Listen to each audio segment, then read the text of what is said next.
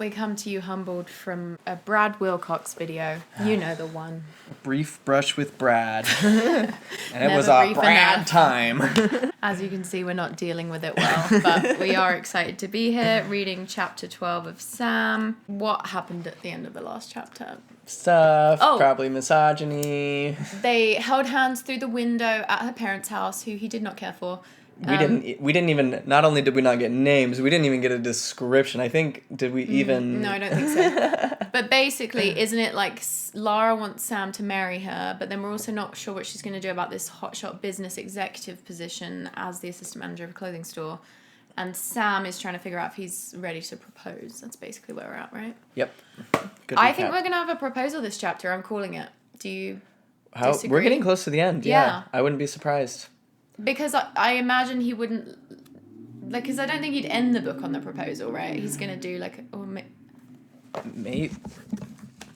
Who's to say? Who knows? Oh my god, yeah. Do you think he's just going through them? How many wives do you think he's taken? Is this a fundamentalist, polygamous wife he's taken in the next book? Oh, are you saying maybe he won't?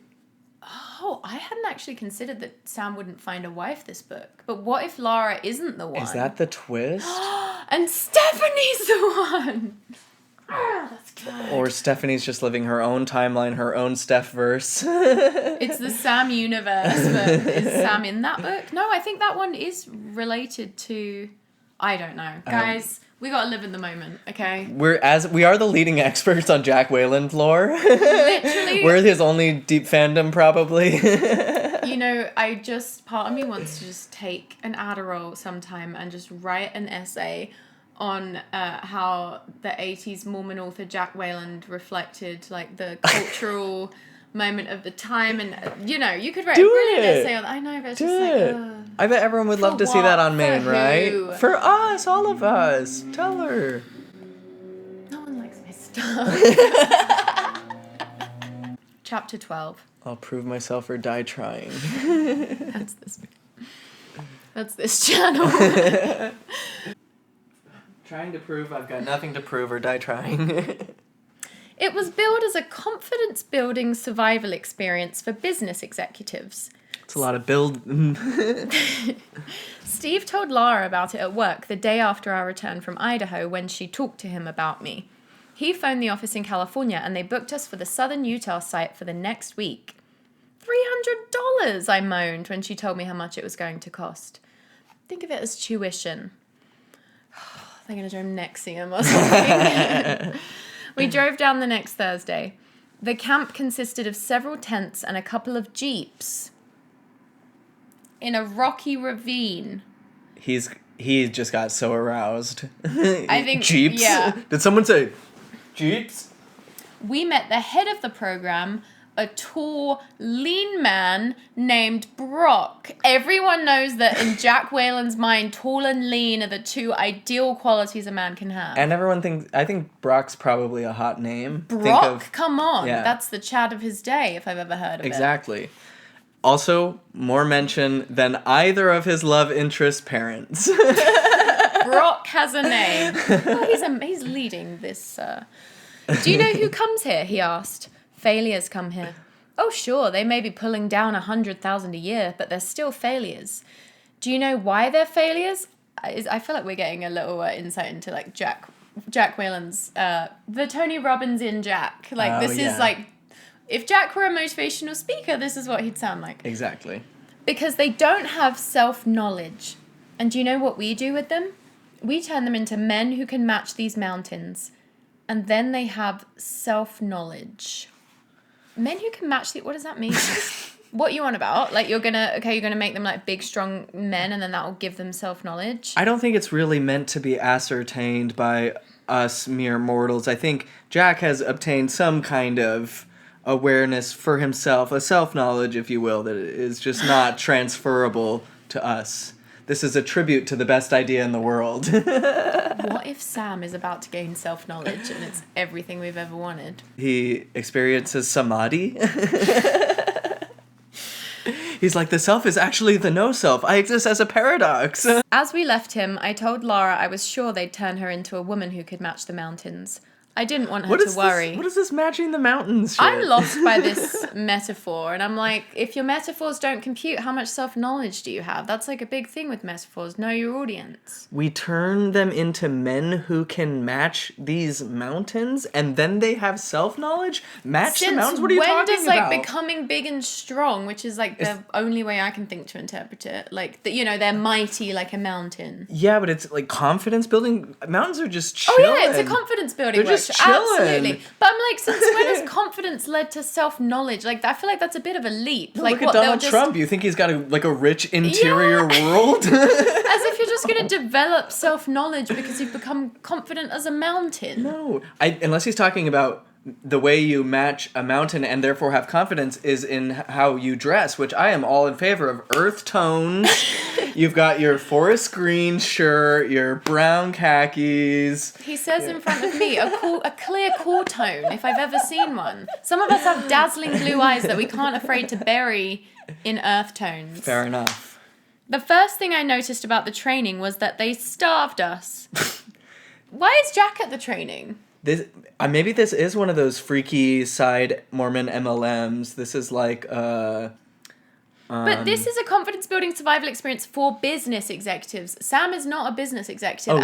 Because she's going to be a business executive. Yeah, but I'm saying, does he just have to go because she's, like, his woman? Like, why is he at the conference? He's not in this world. He's got to preside over her, make sure that she doesn't do anything wrong. Because he said it was expensive, like $300, and I assume they had to pay per person. It's not like a couples event for business executives. Do you know what I'm saying? So they've paid $150 each for a ticket.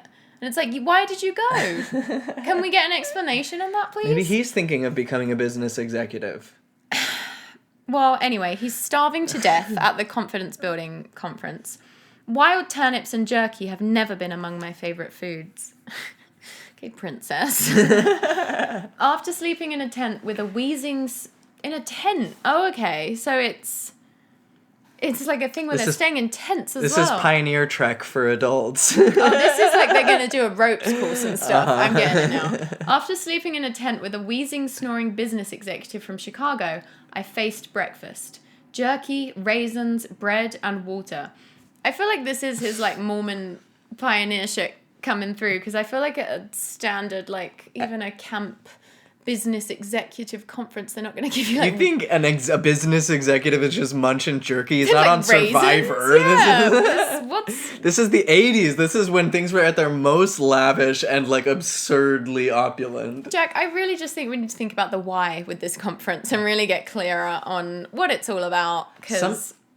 Something I have not considered is that this whole work may be camp. Does this camp qualify as camp? Like they're at camp right now? No, as in camp, the quality or genre. Like a musical? Yeah. Yeah, I mean, no. Damn it. They're going to become mighty mountains, Tanner. Then we took a hike with Brock. Hot Brock. You talking with Hot Brock? That's Hot Dog, fun fact.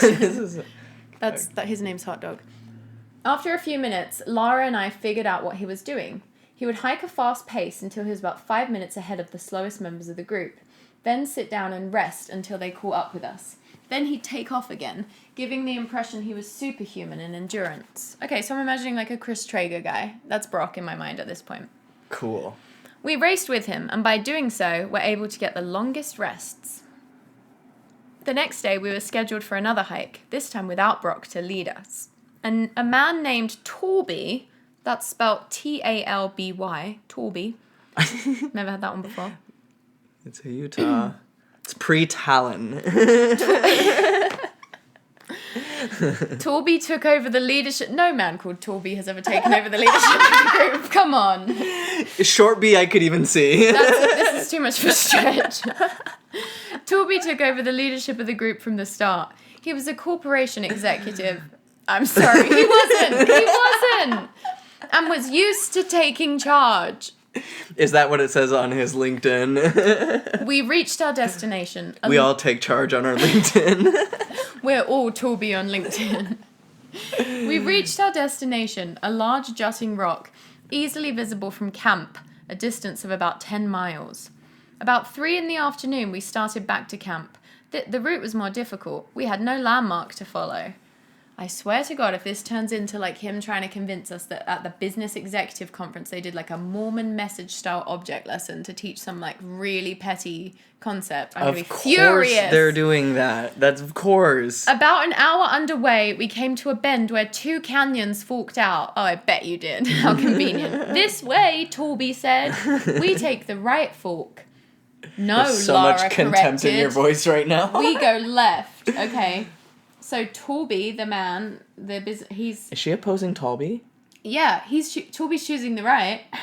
And Lara is choosing the left. This is a metaphor. I genuinely think that is, though. Is that why he doesn't marry her? Because she's too independent? And Stephanie's more blonde, it looks like. Oh, shit. Torby said he knew he was right. Lara, are you sure? I asked. Every time we came to a fork, I looked for a landmark and used a memory gimmick to help me remember. I'm sure. We have to go left. If she says we should go left, then we'd better go left. Are you going to believe a woman instead of me? He challenged. I can't wait to see where this is going. This is Jack's feminist piece. This was him Hold out. He could also remember. This could also be tragically sexist. I'm managing my expectations. So Torby's like, I can't believe you're going to believe a woman over me. I'm going to believe this woman.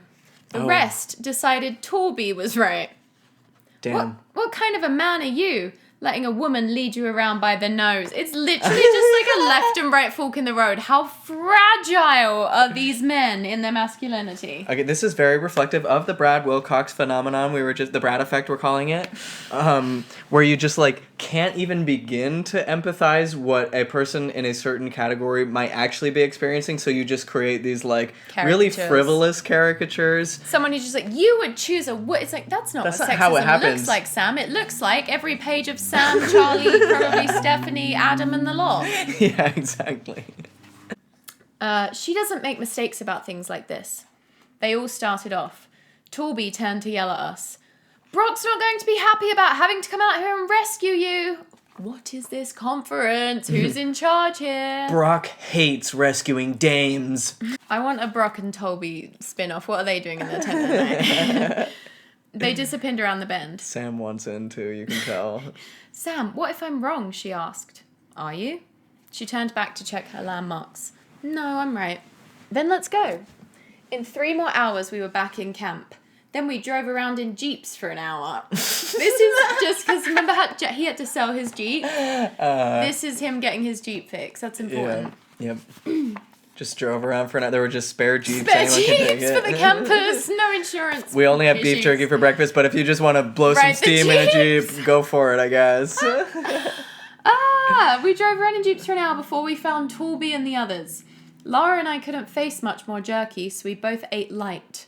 I feel like he's making a ton of comments about like how tiny his and Lara's appetites are in this book. Like, food has just been like a weird thing in this book of like, I don't know. I just think 80s booming diet culture. Diet culture, yeah, it's all there. That night, Brock made an announcement. I'm just like so lost in this story. It's just like, what? I hope you all ate enough for supper because tomorrow is your main survival test. Uh-oh, they didn't. A survival test? Have they been building skills at all? Don't know. Have they been using a compass? What is this test? They've just gone on like 2 hikes with Brock and Torby. Have they gone on Vision Quest? What's going on here? It's kind of like implied that that's kind of the nature of the event. This is like this is what a Mormon man in the 80s thinks like a Vision Quest might look like. When I imagine a fun retreat with hot Brock, this is how I hope it would be. Just jeeps everywhere. But in my version, I always go with Torby. Okay, this is going to be a new Tinder thing. It's like, do you go with Talby? Do you go with... Okay, I hope you're all late enough for supper because tomorrow's your main survival test. At 4 a.m, we'll be taking each of you into a separate remote area. All you'll have is a flint, a jackknife, and a canteen of water. This is supposed to just give them confidence. This is the South Dakota of this book. Like, Jack loves a survival test.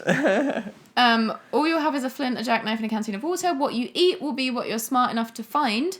You'll be on your own. They've literally just gone on 2 hikes. What the fuck is this? Like a 10-mile hike. This is to give executives confidence. They're gonna feel like shit after this because they don't have any of these skills. Literally, what is it? It's like, okay, now you have to use a compass and identify a edible species of plant? Like, how does that give you confidence to negotiate a deal or do anything practical in the business? This is so dumb, not Jack. to be rude, but what would we know about the art of the deal at the end of the day? Fair enough. We're not business bitches. We're not business executives. We don't have what it takes. So maybe this is... As much as we try to play girl bosses online, at the end of the day, we're just girls. Yeah, and behind every girl boss is 1,000 tears sometimes. Sometimes 1,001. You'll be on your own, but we'll have observers posted watching you so you won't kill yourself. And do you know what this will do for you? Wipe us out, Lara whispered. It'll give you self-knowledge. He's totally trying to, like, cosplay like a real shamanic ceremony situation or vision quest. Oh, they do it. And if this was anything like the 80s, I'm just thinking of, Yeah. what was that movie? It's the one where, like, Tim Allen was the deadbeat corporate dad who goes to camp with his son, and it's all just, like... Vision quest. But to the worst, most appropriative degree. I'm imagining it perfectly. That was the 90s, so whatever Jack's imagining has got to just be. Lara and I asked if we could be together for the test. The next morning, they got us up while it was still dark and drove each of us to separate areas. The morning brought a lot of heat and no food. Where were the berries? Where were the fish? Where was the water? Where were the wild onions? He's like, I just assumed that poor people at least had access to, the wild fish and onions and berries and, they can live off the land. Like, sometimes I feel like that's, like, part of prosperity gospel of, like, well, poor people should just be more resourceful, there's food everywhere you look. Exactly. It's like you drove your Jeep up for, like, 3 hours to go kill it. Anyway. It was afternoon and the canyon walls were ovens. Lara and I sat in the shade of a large boulder and sweat. We hadn't talked for over half an hour. How are you doing? I finally asked. Also, you would think if, like, part of this exercise with building confidence is to do it alone, it's like, why is he... Well, she's a woman, I guess. How are you doing? I finally asked. She cleared her throat. Sam, she rasped. Even my throat is sunburned. I went to great effort to turn my head to look at her face. Your nose, too, I said. Before they have the viewing, have the funeral director put makeup on my face. If you make it through, promise me you'll tell him that. A few minutes later, I continued our conversation. We're going to make it through. Do you know why? No, why? Because between the two of us, we paid $600...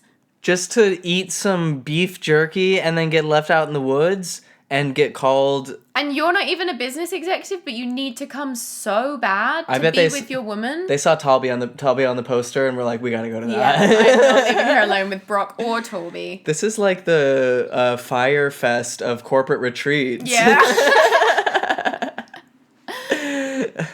But I feel like that's just like Jack's idea of like how one would have an awakening. Also, what is she trying to get confidence to become a business executive? I can't really tell. Also, is it going to be like, this is the thing that gives Sam the confidence to finally propose? Was this put on by Trump University? It was like, at the end of this, you will have self-knowledge and be like the mountain. There's you imagine the mountain no need for the Trump impression. Oh, I really have enjoyed like not seeing videos of Donald Trump for the last 2 years. It's like, been refreshing. God bless.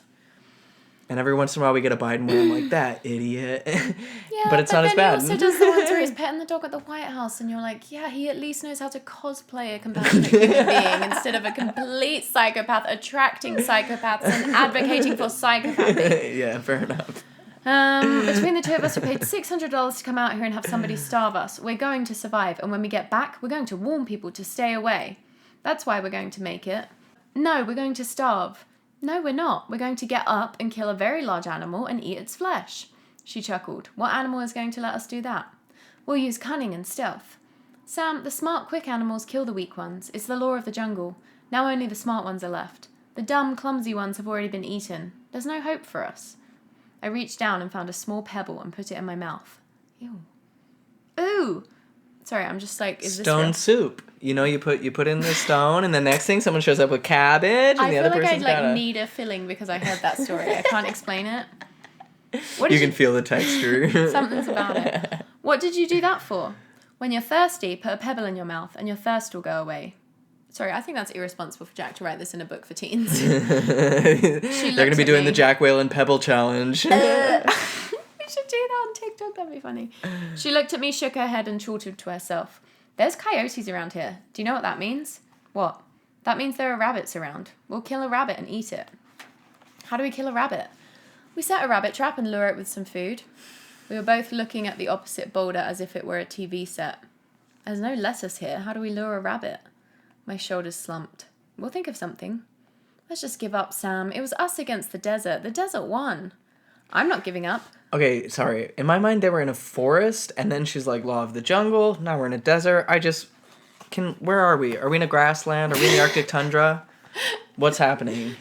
I'm not giving up. I paid $300, and I'm not leaving till I've had at least as much meat as they put on a Big Mac.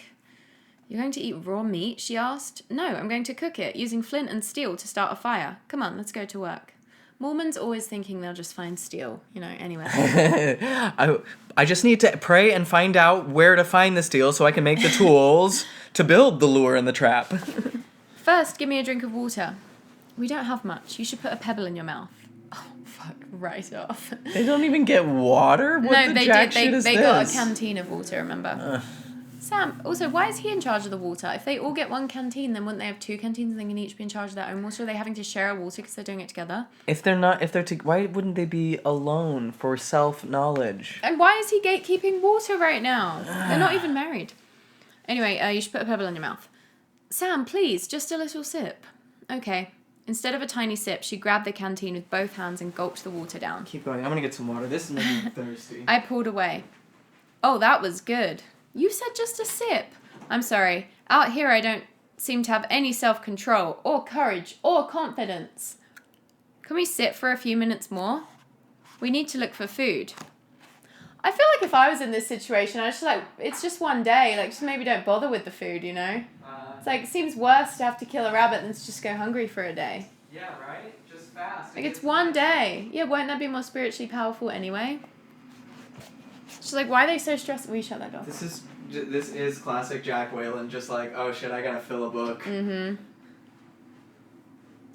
And it's they're allowed to be alone together because someone's watching to make sure they don't get killed, but it's also he has to find ways to write scenarios where two adults get to spend time around each other alone, but there's no ways they're allowed to do that except in big family settings or a corporate retreat. Mm-hmm. Okay, so Sam said we need to look for food. Let me just ask you one question. I've been thinking about it all day. Okay. When it's so hot out, why doesn't the wax in our ears run out? We walked up the canyon. A few minutes later, I saw a small rabbit hopping along several feet from us. Look, I whispered. Oh, isn't it cute, she said. Once I had a bunny rabbit named Fluffy Toes. I'm going to kill it and eat its flesh. Okay, psycho. I'm going to kill it and eat its flesh. You just know that Jack thought that was a cool way to say that rather than a psychopath way to say that. Mormon men, it's just the 80s version of joking about how good bacon is in front of vegans. It's okay. Cool. Whatever makes you feel manly. Good, I'll help you. We stalked the rabbit. I found a piece of wood to use for a club. Suddenly I ran toward it, swinging my club. It scurried into a pile of rocks. Sam, give up. I'm not giving up. Let's keep going. A little farther, I saw a small animal coming out of its den in the rocks. I silently pointed it out to Lara. What is it? She asked. A ground squirrel. No, it's not a ground squirrel. I think it's a rock chuck. What's a rock chuck? Never heard that before. Just a type of small mountain-dwelling rodent, I wager. Whatever it is, we're going to hunt it. Lara, can you whistle? A few minutes later, we approached the den of the animal with Lara whistling Yankee Doodle. The ground squirrel dived for his hole.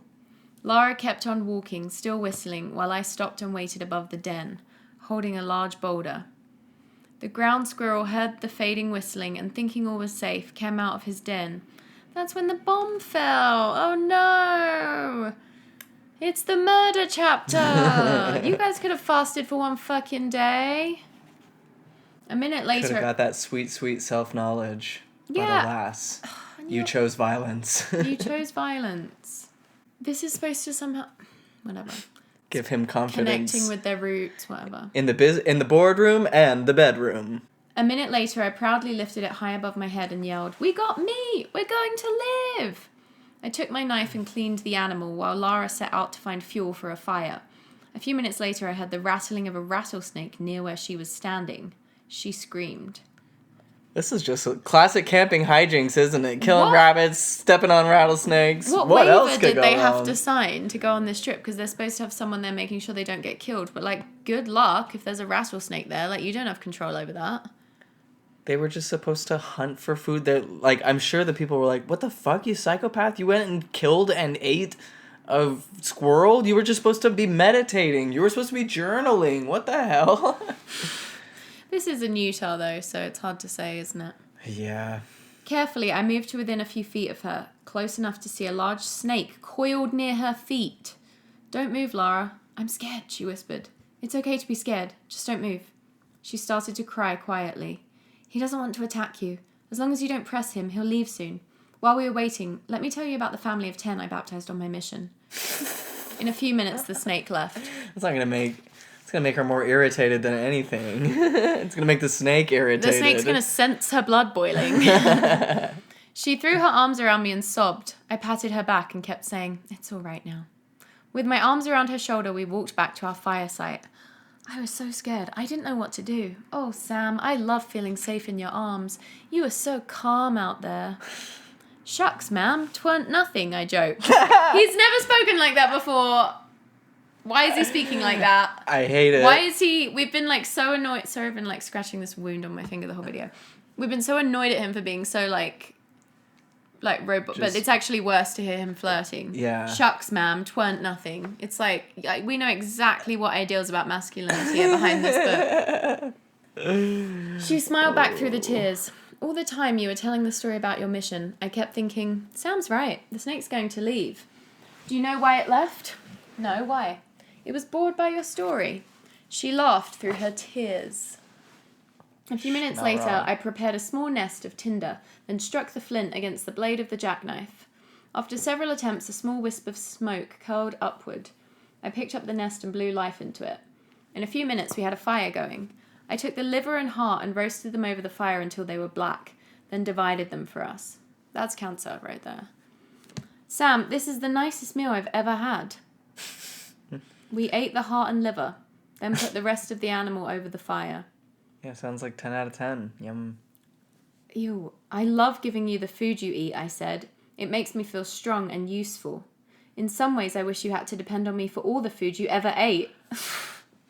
All right. Just narcissist things. Whatever your kink, you know, people got feeder kinks, and I think we just found Sam's. Ew, Tana.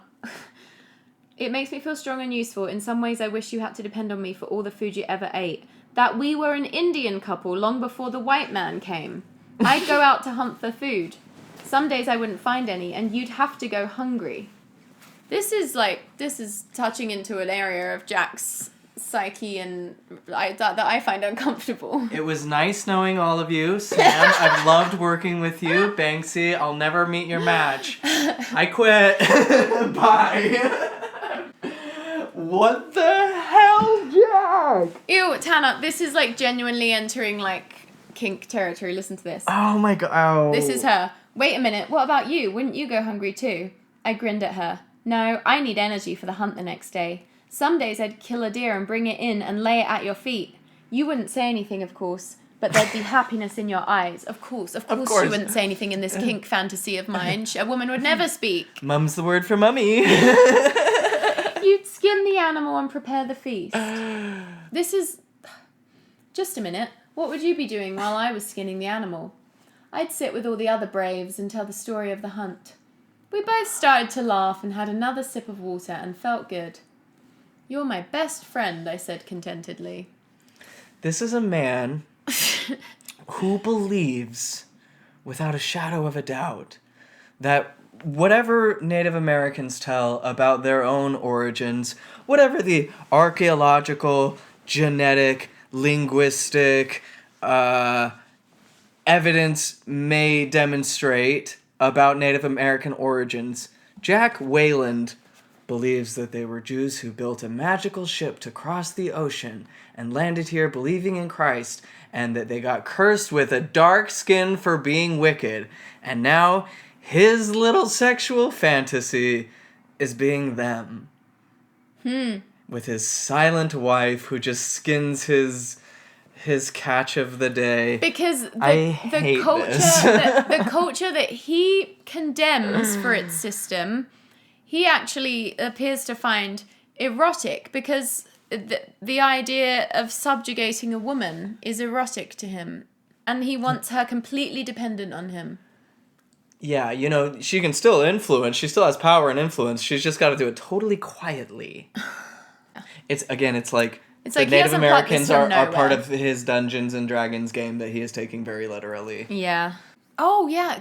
Sorry. In my head, I was thinking of India this whole time. And I didn't even really know much about that as a system. No, remember that Indian is an old-timey... Yeah. Sorry. I don't know Some if that Native affects Americans use anything it I for said, but just in themselves, case but- anything I said did reflect that.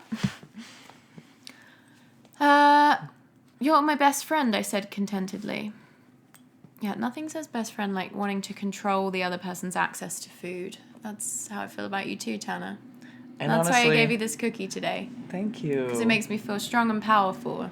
And, you're the only one I let feed me. You speak too much. Thank you. You're mine too, Sam. You make me feel safe and protected, and I love that feeling. Look at your arms, she said, running her finger up my arm. I hate this. This is making my skin crawl. They're so strong. And your shoulders. I love your shoulders. Sometimes more than anything, I just want to be safe in a man's arms, the way I feel now with you. This is Mormon porn. This is this is Jack Cue the letting music. Yep. The curtains are billowing. We're a team, you know that, I said. A man and a woman are equal, but they're not the same. But if we combine our talents, we can do anything. I took some grease from the prairie dog and rubbed it on Laura's sunburnt nose. I don't even have the energy to dissect Jack Whelan's What's a conception of prairie gender or prairie dog is when you a prairie dog is a small ground Oh, that's squirrel. the animal they killed. Those are endangered. And this is why. It was because of this book. Inspired a lot of men to go out and seek self-knowledge. Sometimes, I confessed, I hear voices in my head.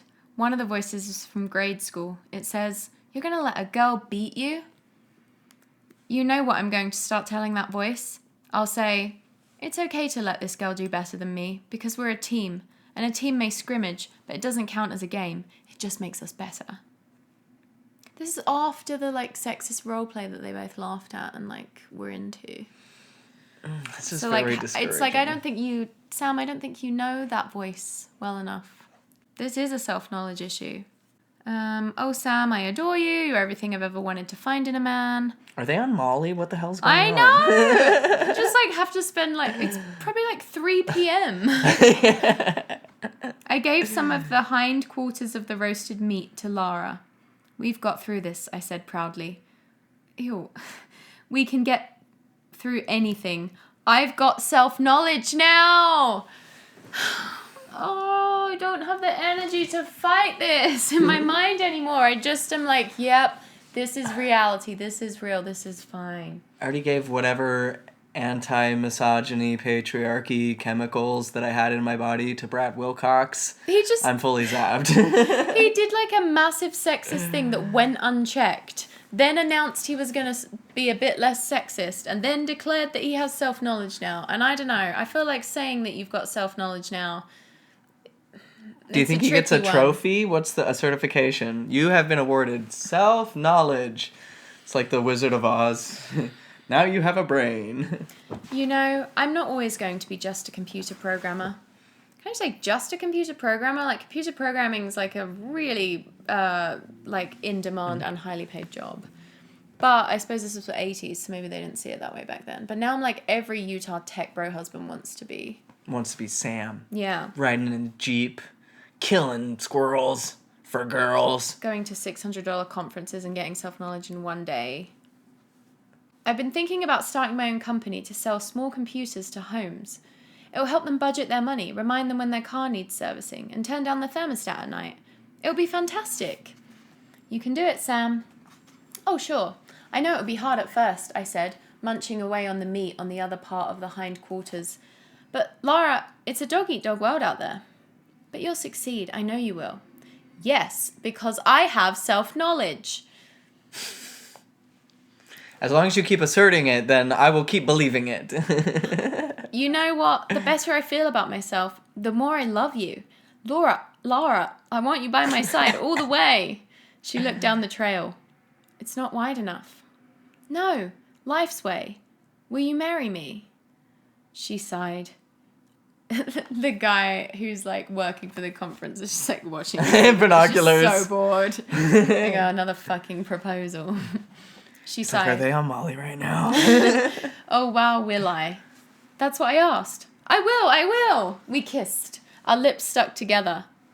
May I have some water now? She They're asked. both just so sticky. No, but I'll give you my special pebble.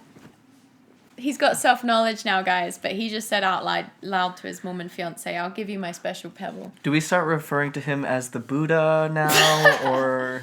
Sam, please, just... This is a Samsari is what it is. Oh, also, remember how he talked about how he wanted to, like, be an Indian couple so he could control her access to food? And also he's, like, loved being able to control her access to water. Like, this chapter has just gone unchecked in Jack's editing process. Like, Nothing wrong here. Only things to teach, here. nothing to question. Only exclamation points, no question marks. Sam, please, just a little water. Kissing you out here is like sucking on popcorn. Oh, all right. Delicious and fun. After 4 gulps, I had to pull the canteen away from her again. Then we tried another kiss. The shadows crept across the canyon floor, and we knew the Jeep would soon be coming. Yes. I like how he said tried another kiss, as it was like this wild experiment that could go really wrong. We tried another one. Also, I thought they're not even going to stay overnight. Like, they just had to what the survive. fuck? Like, why'd you need to kill anything? It's like... 4 hours? Because it's getting dark outside, so we knew the Jeeps would be coming. What the hell? It's like 8 p.m.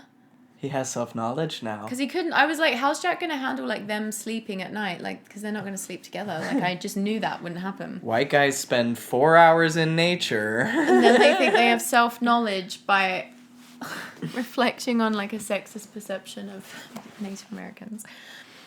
Brock says they're going to have a special hike next summer. 50 miles without food or water in the California desert. Okay, that's fucking stupid, and there's nothing to be gained from that. Sounds wonderful, doesn't it? Maybe we can save up for it. Laura was wrong. The trail was wide enough for her to walk by my side as we strolled hand in hand down the trail. Love it when she's wrong. Yeah. Did you happen to read Time magazine last week? She asked as we walked. No, I missed it. Want me to tell you what was in it? She asked. Sure. On page 1, there was an ad for Ford Granada, and on page 2... What was that? Like, they close out the chapter by her telling him what was in Time magazine. I think it must have just be like, yes, and then they boring coupled off into the sunset. Oh, okay. An artistic choice. It really did feel like Jack was tapping into an erotic energy within himself. Like, just... Absolutely. You know, there was that vibe. Like, even though it wasn't... It's like, there's a reason Jack writes about stories between...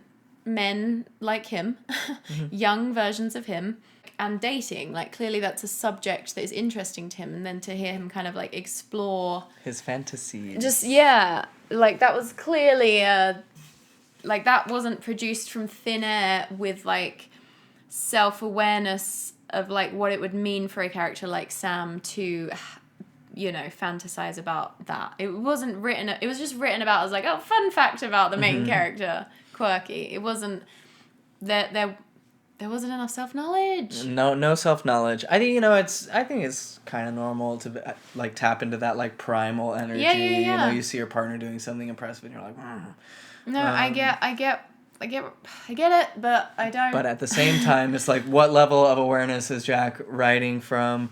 To what degree does he understand this is a mirror to his own self? I'm sure, of course there's... It's just the fact that, like, his fantasy was denying her, like, being in charge of when she eats, and then the fact that he controlled the water while they're out there, and I'm like, so really you're making me think that this is setting up to be, like, quite an abusive marriage. Yeah, because it's not just like, I want to be a provider, it's like, I want to control everything that you take into your body, which we know that he does that on other people too, right? Yeah. He, like, loves monitoring people's sugar. Yeah.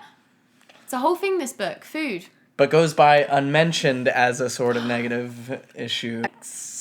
Okay, join us next week for, I think next week might be no, it's not the finale. It's the penultimate episode. Oh my God, we're winding.